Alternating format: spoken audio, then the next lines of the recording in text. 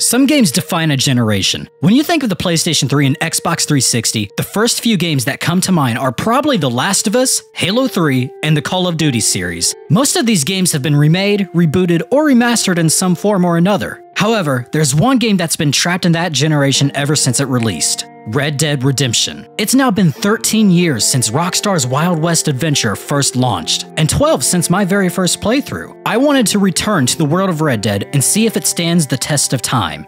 Hi, I'm Mason, and today on Amateur Game Review, we're talking about Red Dead Redemption.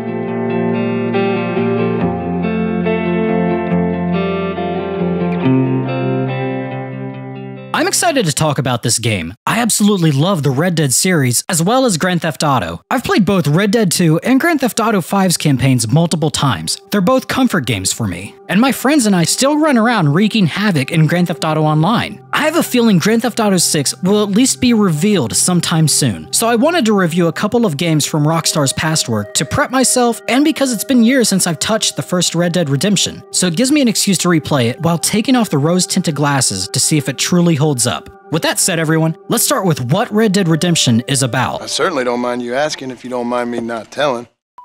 The story of Red Dead Redemption puts us in the boots of former outlaw John Marston in the year 1911. The Wild West is on its last leg, and the government wants to finally put it out of its misery. In order to reach this goal, the government sets a plan in motion to eliminate any remaining gangs in the West. Some of these gangs are run by former members of John's old gang. Government agent Ross has tracked Marston down and holds his family hostage until he either brings in or kills Bill Williamson, Javier Escuela, and former leader/father figure Dutch Vanderlyn. John is hesitant to trust the government, let alone work with them, but he does it to save his family and hopefully live a peaceful life without being haunted by his past once and for all. It's obvious that John, along with his old gang, were not good guys, and maybe he still isn't. John himself mentions this numerous times throughout the game. John will describe a couple of the terrible crimes he and the Vanderlyn gang committed together. Yet at times, it's like he tries to justify those despicable actions when he says things like they weren't the worst gang around, or that they lived by a code. I heard the way you talk about that gang you were in, like there was some twisted morality to what you did. We all have a code. Only some of us don't realize. The outlaw with the code? How wonderfully romantic. The reluctant murderer, the noble criminal. There's nothing more depressing than a man who's found a way to think the bad into good. That doesn't mean John is unlikable. Quite the opposite, in fact. His sarcastic, dry sense of humor is great. His goal to save his family is noble and relatable because almost everyone would do whatever it takes if it meant saving your loved ones. Oh, I done seen enough of your hide around here, friend. I think there's some school children down the way you can go and frighten. Oh, hardy f***ing har. Dickhead. What are you doing here, Mr. Marston?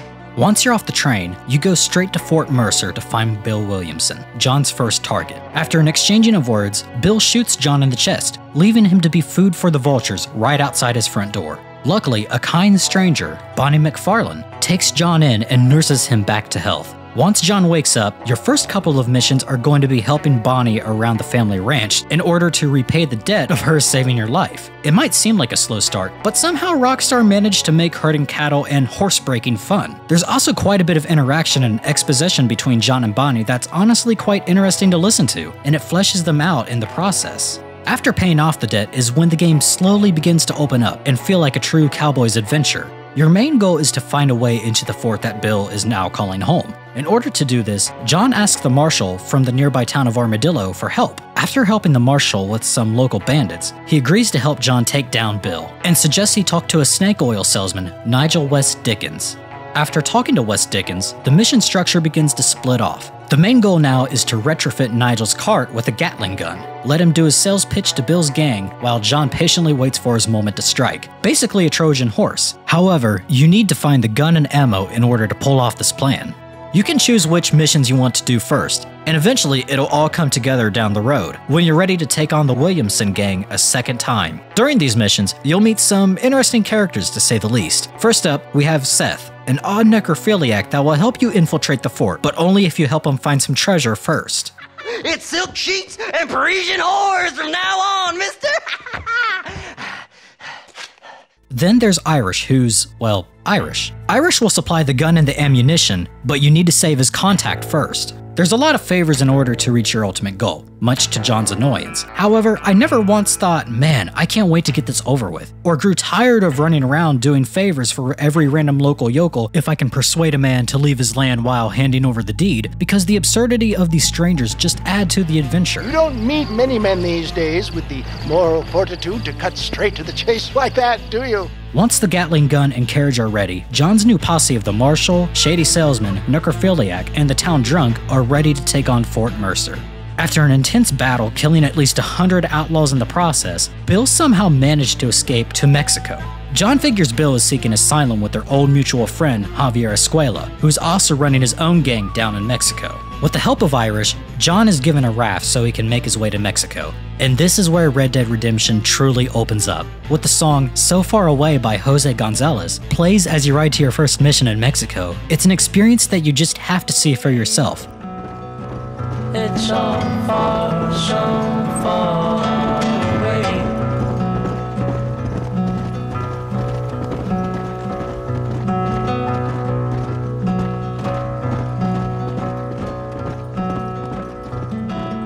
There's something about the mix of the acoustic guitar being strummed and horse gallops along with the sun setting over the desert that makes for a scene that is so deep and moving. I wish I could experience how I felt for the first time again over 10 years ago, because this is such a powerful moment. Just like James learning the truth in Silent Hill 2, or the moment you learn the meaning behind Would You Kindly in BioShock.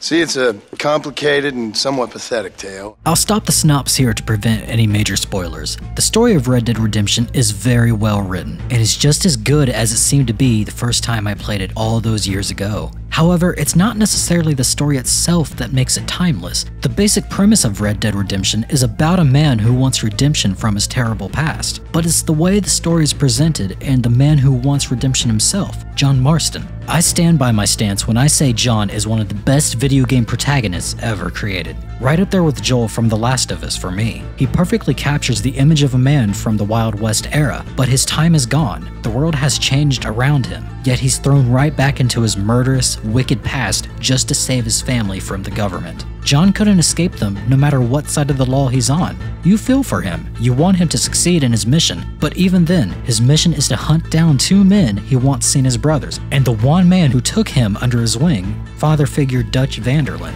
Nah, I don't suppose any of this is very interesting to you, but I hope it explains why I wasn't so eager to talk about it. No, I do understand. I had no idea. You poor man. Even in this new country, memories don't really fade. In Red Dead Redemption 2, we were able to see how John and the gang operated together and the eventual fallout. This added more emotional weight to the events of the first Red Dead, but the story can still stand by itself because the writing and dialogue between John and his old acquaintances is so damn good. You don't need to live through John's backstory through flashbacks because you can see the mixed reactions of the outlaws meeting each other again during the present. It's like an awkward family reunion. You're happy to see them somewhat, but you ultimately don't want to be there. I mean, you took your time, no? Come on, you're not gonna shoot your own brother, are you? We was family. It's not just John who I cared for in the game. Almost every person you meet is interesting with their own personality and backstory. You have Bonnie McFarlane, who's the last of her father's children, so she's assumed the role of running the family ranch for her elderly father. I even like Nigel West Dickens, and he's a con man easily offended just by the suggestion that his elixir is fake. Good day, sir. Oh, Mr. Marston, good to see you. One of my favorite characters in Red Dead, however, is the Strange Man. It's been debated for years as to who the Strange Man truly is. Some believe he's God, or Satan, or Death himself. He speaks as if he knows John, calling him by name before John even has the chance to speak. The Strange Man is cryptic, asking John if he remembers a girl that Dutch murdered years ago back in Blackwater, then gives him a quest to stop or encourage a man from cheating on his wife with a prostitute. Your paths cross again multiple times throughout the story, and he only appears more cryptic and otherworldly every time, to the point that John actually fires his weapon at the Strange Man, only for nothing to happen. As I said before, Red Dead Redemption's story and characters are timeless. John perfectly sums up the idea of the Wild West into his character. His time is over, and every person he meets seems to poke holes in his outdated worldviews about the outlaw life. These are the things that will never age for as long as video games continue to innovate. The story of John Marston will always be worth telling. Oh, very good. Very good indeed, sir.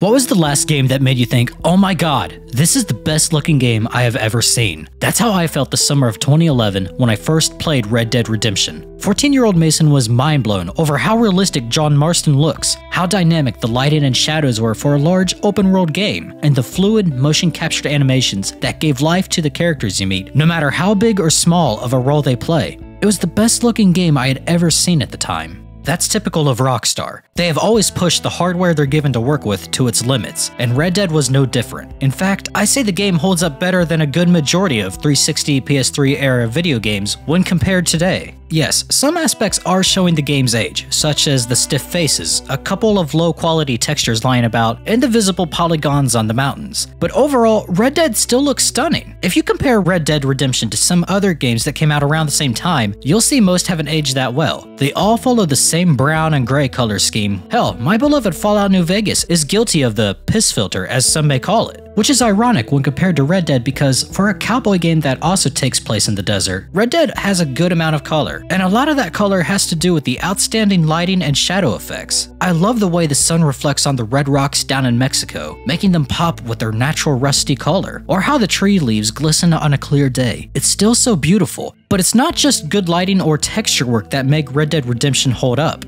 The character models look fantastic, not just the main man John Marston, but the side characters, while not aging as well as John, are still solid for a 13-year-old game. The faces are stiff, and the hair cloth physics are primitive compared to today. However, the motion captured animations are top-notch. Look at this scene. When John cracks a joke, you can see the bounce on Bonnie's shoulders when she giggles at the joke, or when Bonnie gets kidnapped early on in the game. This entire scene is packed with detail and is all around a perfect, well-written scene. The dialogue and its delivery are perfect for the scene. The animations of the bandits subtly fighting his horse from walking away are realistic and natural, and Mr. McFarlane bouncing with anxiety and worry about his daughter, while John puts his hand on his shoulder to try to stop and calm him down, while the sheriff tries to act tough. There's just so much detail and personality with every move that these characters make that if Rockstar would use these animations on brand new, more detailed models, I can guarantee it would fit right into a modern video game. Hey, there's a beautiful spot.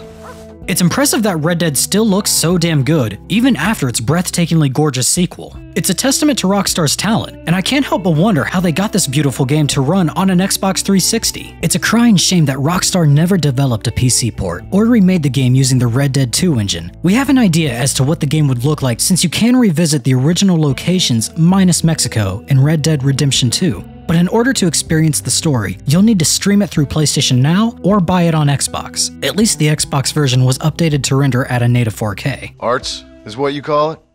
I believe most people can overlook outdated graphics, as long as the gameplay still holds up. Fortunately for Red Dead, the gameplay is solid. There is a little bit of clunkiness, especially when it comes to horse riding. Is that the best you can do?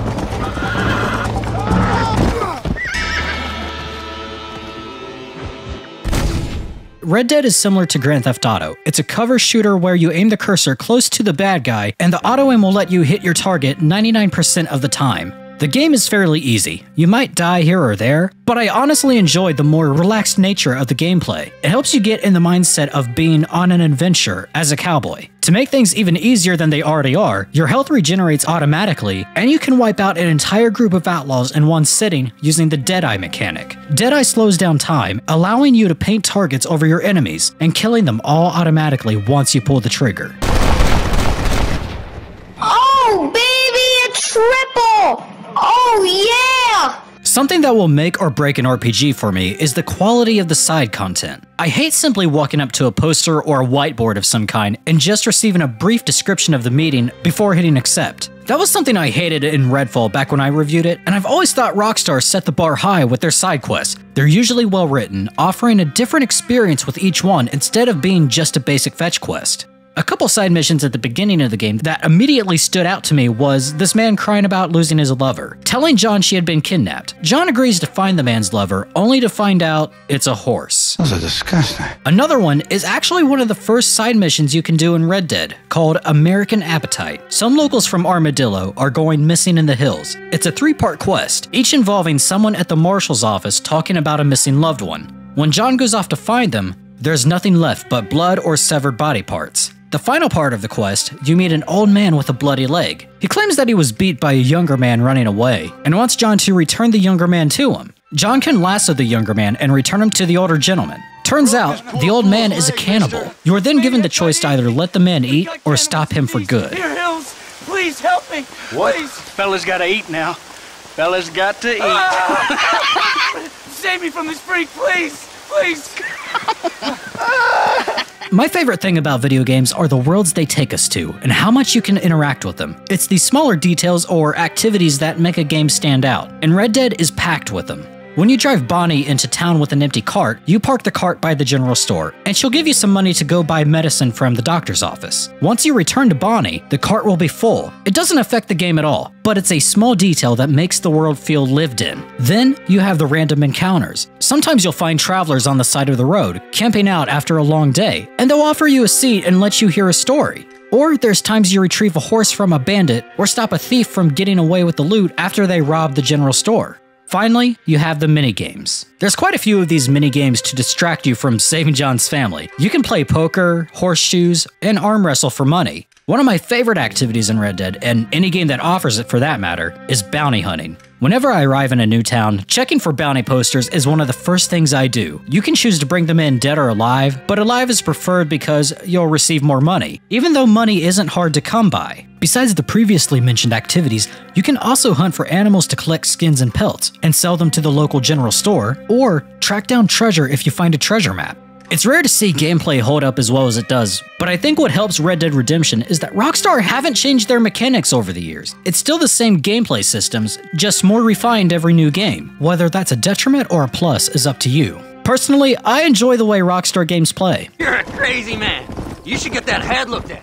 Now, if you're wondering if I'll cover the expansion, Undead Nightmare, it's going to have its own video as a follow-up. I think it's a damn good DLC, and an example of what an expansion should be. I'm looking at you, Oblivion Horse Armor. The question is, should you play Red Dead Redemption in 2023? Yes, play it. If you haven't played it before, stop what you're doing and get Red Dead Redemption. If you have played it before, but if it's been a long time since that last playthrough, again, go play it. Red Dead Redemption is not only one of Rockstar's best games, but one of the best games of all time. There's so much to love about it, from the characters, the world, the way the story unfolds. It's such a good game. I know I sound like a broken record at this point, but I believe Red Dead Redemption is Rockstar's masterpiece, and everyone should play it when given the chance. I wants to tell you how much she means to me, how special she is. Thank you so much for watching. This was a hard review to write because I love Red Dead Redemption, and it's unfair to call it a masterpiece without explaining why it is. But you have to play the game just to see why. I hope I was able to express my thoughts well enough to persuade you to play Red Dead Redemption, whether it's your return to the game or your first time ever. If you want to see more reviews, subscribe. We're just 3 friends who started this channel to talk about video games, so if you want to join in on the conversation, comment down below. Let's talk video games. You can also find us on Twitter and Instagram if you want to check us out there. Thanks again, everyone. I'll see you in the next video. Well, see you later, partner. Where you going, partner? Nowhere.